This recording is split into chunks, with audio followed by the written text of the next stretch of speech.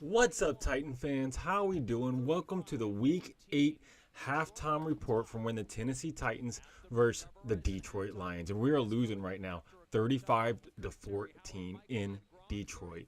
And look, it's been a tough game. We all knew it was gonna be. This is basically how we thought it was gonna play out, except for the Titans scored 14 points already, and we thought that might have been the whole entire game score for them. So they are doing a little better offensively, and we got to see Calvin Ridley emerge. But before we get started, let me go ahead and insert a plug. If you're not following me on YouTube, TikTok, and X, make sure you follow me on all three platforms. The handle's the same no matter where you go. It's the What's Up Titans Fans pod. And look, I post videos all throughout the week. I'm talking Monday through Friday. Monday, I post game videos. On Fridays, pre-game videos. And the rest of the week is everything Tennessee Titans related. It's either longer videos or shorts, just depending. And a lot of times on Sundays, I do a watch party. But I opted out this week because the games have been so bad to watch. It's just miserable sitting there for 3 hours trying to entertain when the Titans themselves aren't entertaining. I feel like I'm just complaining the whole time for 3 hours straight. So today, I'm just doing a halftime report where we go over the first half of the game and everything that's taken place. So far, the Tennessee Titans looked exactly how we thought they were going to be, except for Calvin Ridley is balling out today. When we look at the stats, Calvin Ridley, he has, let's see, let me get down to his thing. He has 7 receptions, 126 yards. This man is balling out. He's catching over people. So is NWI. He's looking pretty good. One of the main things is Mason Rudolph throwing interceptions. He's thrown 2 interceptions already. And then with these fumbles, we started out the game fumbling the ball right off the bat, right? On the opening kickoff, we fumbled. Luckily, we recovered it. But it's just been turnovers and throughout the game, which is causing us to give them a short field, which is why they're scoring immediately. We do have more offensive yards than them. Like if you look at Mason Rudolph, he's thrown for 220 yards. Meanwhile, Jared Goff only has 28 passing yards. Like we're beating them in the passing game. And then in rushing, we have 46 yards with Pollard, 27 with Mason Rudolph, so 73 total yards. They do have 124. They are beating us in rushing yards. But overall, we are beating them in offensive yardage. We're just losing the turnover battle and giving them this short field advantage, which they're scoring off of every time because our defense cannot stop them. We do have the number 1 defense, in yardage, right? If you consider pass yards, we're number 1. But it's the fact that we give teams short field. So, of course, we're going to not have a lot of pass yards given up when teams, they're scoring all these points on us, but they only got to drive 20, 30, 40 yards. They're not going all the way down the field. So that's why our our defensive pass yardage looks so good. So we're just struggling defensively. Offensively, we got the turnovers, right? So, yeah, to start off the game, like I said, we just go out. We're not doing well. We have these. We might get a first down. We ended up punting the ball, or we throw an interception. Like some drives, you're like, oh, we're moving the ball. We're looking pretty good. But no, it doesn't stay like that at all. So yeah, to start the game, we ended up going. The Lions had 3 plays, right? They punted the ball. Then we get it. What happens? We throw an interception. We get a first down. We look like we're driving. Mason Rudolph throws an interception.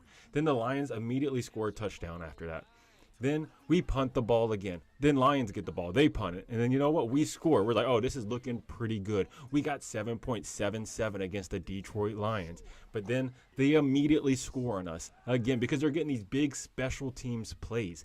Every time our special teams is on the field, they either allow a big play because the gunners on either the punt coverage or kick coverage cannot tackle the guy in the first attempt. The gunners always miss. It's always someone else. Then, or they allow just a big play in general. They break tackles. It is outrageous the short fields we're giving this team through either special teams or turnovers. But then we get the ball. Like I said, we score. So then they score right back. Then we score again. So now it's 14-14. Still not looking too bad, right? 14-14. Hey, let's go with it. But they score immediately. 21-14. Then we throw another interception, right? It just happens. Then they score right off of that. It's 27-14. And then and then we end up punting the ball. It's 28, because we got the extra point. Then they score again. And then we almost get it by halftime. And what happens? We don't get it. We made it all the way down to what was that, like the 2-yard line, and we passed 4 times in a row. Could not get it in the end zone. 0 runs with Pollard. I mean, I'm glad they went for it on 4th down, right? I want them to be aggressive. Like last week, a lot of people were upset by the decision to go for it on 4th down after halftime. I did like the aggressiveness. It's something I do like to see. Hey, what's up, Mason Skipworth? Let me know. Hey, are you a Titans fan? Or is this game going how you expected it to go? Because honestly, coming into the game, I thought we were going to get blown out. If you've seen any of my pregame videos or anything like that, I thought they were going to put up like a 40-something points. I thought they were going to be in the 40s, and we were not going to score over 17. Now, I know it's still kind of, halfway through the game. We have 14 points, so we might get over 17. But we are horrible in the second half, right? Every game this year, we're close. Besides the Packers game, we're either close or winning, right? Going into the second half. It's always a 1-score game, and then we end up losing because we don't put up points in the second half. It's just hurt us time and time again. Hey, what's up, Roxana Turbatu? What's up? What is going on? Welcome to the channel. Don't forget to like, subscribe, do all that stuff. It helps the channel out, right? It helps bring people to the channel. We can be more immersive with the community. And let me know how you feel about being a Titans fan. Hey, thanks for subscribing, Roxana. I appreciate it. I see the sub. Thank you very much. We're trying to help this channel grow. Everything you do is appreciated, I'm telling you, because it has been a tough season. And look, we all make mistakes, right? The Titans ended up getting rid of people they didn't want to get rid of. You look throughout the years, I mean, just a few years ago, we were in the AFC Championship game. And then, and also around that time period, we were the number 1 seed. Granted, we lost our first game, but we were still the number 1 seed. And what did we do? We got rid of so many different players over the years. Look where we are now. We're now battling for the number 1 draft pick this year. So it's going to be between us, the Patriots, the Panthers, and we verse the Patriots next week. We do have a chance to beat them, but we're not going to go far this year. I mean, you see it right here. The Lions, they're one of the best teams in the league, if not the best. And this is the first time this season we're versing a quarterback, a competent quarterback. It's like in his prime as a franchise QB. If you go before, like in the previous weeks, right, you're talking about who we versed. Caleb Williams, who could be a franchise quarterback, right? He could be, but he's not right now. He's still a rookie. So, and then after that, we ended up versing Aaron Rodgers, who was a franchise quarterback. And he was the MVP quarterback, but he's not right now. He's out of his prime. He's no longer in his prime. After that, we versed Malik Willis, who we had on the team before, and he dotted us up. He's probably had the best quarterback play of all the quarterbacks we versed, this season. So he dotted us up. Hey, shout out to their coach for making a game plan for Malik Willis that we couldn't figure out as a franchise, but they figured it out easily in Green Bay. And then we versed Huntley after they signed him for a couple weeks. It was like 1 or 2 weeks on the team, and we were able to get the dub over him. The Colts, we did not play a dominant QB, right? It was Flacco, who's out of his prime. Yeah, he's a Super Bowl winning quarterback, but he's out of his prime. Then we ended up versing Josh Allen last week. Josh Allen was the first legit franchise QB that's in his prime that we played, and he dotted us up. We did not look ready. We weren't prepared. And this week we got Jared Goff, who's playing outstanding this year, right? I think they said the last 3 games he has 7 tutties and 0 interceptions. So he's playing outstanding this year, and that's what we're up against. The Detroit Lions are just a dominant team, and hopefully we don't get blown out too much because they put up 35 points in 1 half, which is tough. And that's without Jared Goff even doing much. If you look at the stats, he's only 6 of 8, 28 yards. He does not have a lot of yards. He has the 2 tutties, but it's because of short fieldage, right? So he doesn't have long to go, or we're driving all the way down the field. They punt it. They stop us as soon as we get the punt return. Unlike us, we punt it, our gunners miss the tackles. It is ridiculous. Oh, my bad. I missed something in the chat. Oh, yeah, you said you subscribe. Hello. Hey, then Frosty, I have arrived. Welcome back, Frosty. Frosty's here every week. He's a longtime member. He said, hey, please talk. Respect. Hey, Ravens need to stop losing to the Cleveland Browns. So, hey, Ravens are going to be another one of the top teams in the league. I mean, even though they're losing to the Cleveland Browns. The Browns suck, right? I mean, I don't know. Maybe they're better with Winston because when they had Deshaun Watson, they were absolute garbage. But Deshaun Watson, he got overpaid and he's underplayed, so it is what it is. But hey, if the Ravens lose, look, I'm going to be honest with you. On this channel, all y'all, just so y'all know, on this channel, we hate the Ravens. We hate them to the core. That's one of my most hated teams, besides our division teams, right? Obviously, you got the division rivals. But the Ravens, I hate the Ravens. But, hey, we love Derrick Henry. We want Derrick Henry to do good. I'm glad he's going to get over 2,000 yards rushing this season, more than likely. We want Derrick Henry to do well. But we hate the Ravens. We want them to lose every game. But, unfortunately, they're a good team, right? They're going to make the playoffs. Even with Lamar and all that, their rushing game is too strong. But let's see what else is going on around the league because the Titans are miserable, right? It's hard to talk about the Titans so much without just sounding like I'm complaining nonstop because they are doing so bad, and it's just disappointing, right? It's hard being a Titans fan sometimes. But, yes, the Eagles, they are tied right now 10-10 to the Bengals. The Browns are up 13-10 to the Ravens, which you were just talking about in the chat. Oh, yeah. I think you did miss last week, but, hey. It's all right. Hey, you are back this week, brother. Then we got the Dolphins. The Dolphins are up 13-10 to the Cardinals. So, hey, the Tua's back. They're finally winning, and Call of Duty's come out. So, Kyler Murray, he was distracted the last few days because it came out on Friday. So, he probably didn't even prepare for the game because we all know Kyler Murray prefers Call of Duty over football.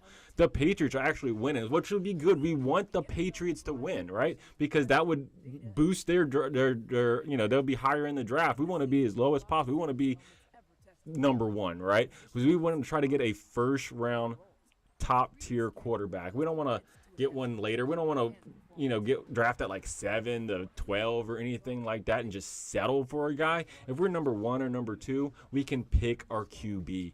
We can end up with Shedeur Sanders if that's what they want. We could get Ewers if we want, or Ward from Miami. We get any one of these quarterbacks. We would have the choice. We wouldn't have to settle. Like I feel like with Levis, we settled, right? Yeah, we traded up a little bit for him. We got him in the top of the second round, but we settled for Levis just because he fell, right? That's the only reason. No one else wanted it, and now look at us. We're regretting Will Levis, even though I think he's better than Rudolph in an extent. Like his ceiling's higher than Mason Rudolph. We saw it last year with the Atlanta game. We saw it with the Miami game. We haven't seen it this year. This game right now, Mason Rudolph's looking pretty good. He's taking shots that we haven't seen Rudolph done. He always checks it down. This game, he's taking shots. He's still just throwing interceptions. Don't know why. They're just trying to force things. Then the Falcons, they are beating the Bucks. Hey, Kirk Cousins over there in Atlanta. They love him. He's doing good in Atlanta. The Packers, they're up 13-10 on the Jags. And then we got that division rival game going on right now with the Texans and the Colts. And the Texans are up 17-10. Maybe the Colts can upset the Texans, but it really doesn't matter. Just as long as, one of them loses and we stay where we are. So it's a good thing we're losing to the Lions, really, because, we just want to try to get that best draft pick as possible, because even if we win, let's say Mason Rudolph does get us a few wins, what's going to happen? Not much. We're just going to lose out on some picks. And we got some more stuff in the chat from Frosty. He said, I got the week before that, though. Sorry for taking D-Hop. Yeah, D-Hop, man. Whitest man in the NFL goes off. Yeah, hey. It's all good y'all took D-Hop, right? It's a conditional pick. It's a 5th rounder that can become a 4th round if he plays like a certain amount of snaps and if y'all end up making the Super Bowl. Y'all don't have to win the Super Bowl. Y'all just have to make the Super Bowl, and then we end up getting a 4th round pick from the Kansas City Chiefs, which would help us out. We've been wheeling and dealing. We've lost many players over the last little bit, right? We ended up losing D-Hop. We ended up losing Ernest Jones, which, hey, that was a good deal dealt, right? We ended up trading for Jones. We traded a 6th round pick to get him, and we ended up getting a 4th round pick from him. So, hey, it is what it is. And we ended up getting that linebacker, and he's a better pass coverage linebacker than Jones. Jones did good for us. He was leading our team in tackles, but we no longer have him because we are sellers. We are in a seller's market right now. We end up having NWI most of this game out there. He's where he barely had a snap, right? He didn't get his first catch, was a touchdown catch until like a couple weeks ago. Now he's our number 2 receiver on the field across from Ridley. And then we got Boyd out there, which Boyd has been a disappointment this season. As you saw him drop the touchdown, he could have caught it. It hit his hands. He ended up not catching it. What a disappointment it has been for Tyler Boyd, who I thought would come into this system. Since he already knew Callahan, I thought he would come in and pick it up right away. But he's having trouble catching the ball. But at least Ridley, this game, he's catching the ball. He's looking good. He's getting open. You know, he ended up getting that one drop where I guess it was like 3 guys around him on a hitch for the first down, where he just sat there and waited for the ball. And he ended up getting hit as it was coming. But hey, it is what it is. But at least we finally see him break that 100-yard mark. It's actually looking like he's worth the money, even though it's only for 1/2 of a game. We'll see how he does in the second half. But they are finally getting him involved. But yes, the third quarter is taking place. So I'm going to go ahead and end this stream. But like I said, I do make videos. There will be a post-game video coming tomorrow. You know, at some point tomorrow. I'm not going to do it directly after the game. It will be tomorrow sometime during the day. So make the tune in for the post game. Like I said, I post videos all throughout the week, Monday through Friday, shorts, regular videos. Sometimes I do a watch party. I didn't do it this week because they are so discouraging right now. But make sure to like, subscribe, like this video. Go ahead and hey, because it helps the channel out. More people see it. But let me know if you think the Titans can turn this around or whatnot down in the comments below. Don't forget to like, subscribe, and tighten up, baby.